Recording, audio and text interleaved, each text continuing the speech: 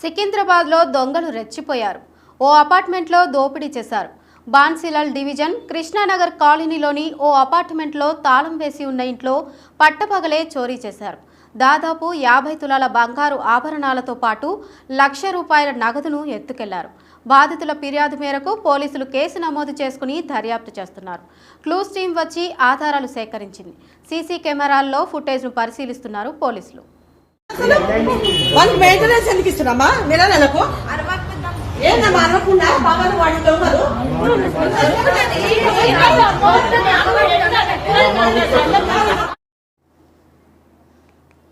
అపార్ట్మెంట్లో పట్టపగలే చోరీ జరగడంపై అనేక అనుమానాలు వ్యక్తమవుతున్నాయి.